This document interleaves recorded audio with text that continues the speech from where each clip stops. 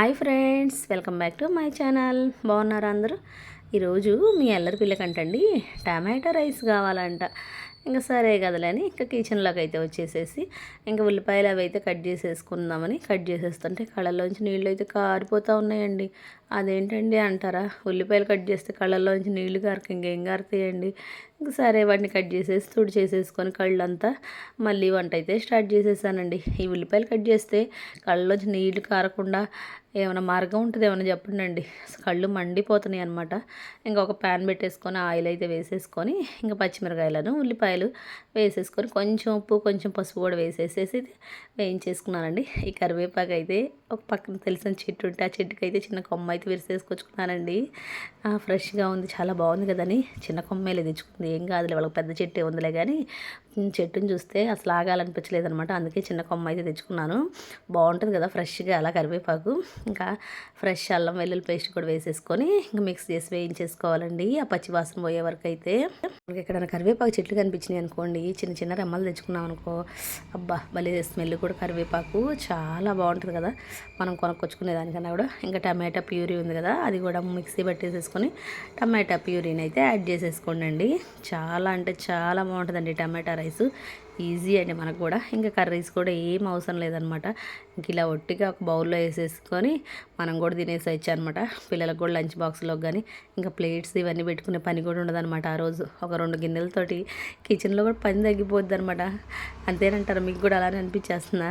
అంతే కదా. ఇంకా కొంచెం ఫైనల్లీ కొంచెం ధనియాల పొడి అండి. ఇంక ఇవన్నీ నేను ఇంట్లోనే ప్రిపేర్ చేసుకున్న ధనియాల పొడి, దీన్ని కూడా వేసేసుకొని ఇంకా మిక్స్ చేసేసుకోవాలి.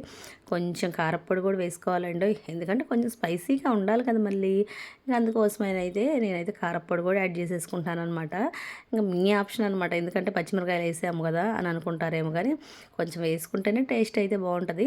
ఇంకా మళ్ళీ కొంచెం ఉప్పు కూడా యాడ్ చేసుకున్నానండి. ఎందుకంటే మరి ఇందాకైతే కొంచెమే వేసుకున్నాం, మళ్ళీ టేస్ట్కి తగ్గ సరిపడా కావాలి కదా, అందుకోసం కొంచెం యాడ్ చేసుకొని ఇంకా అదంతా ఇనిగిపోయేదాకైతే బాగా వేయించేసేసుకోవాలన్నమాట.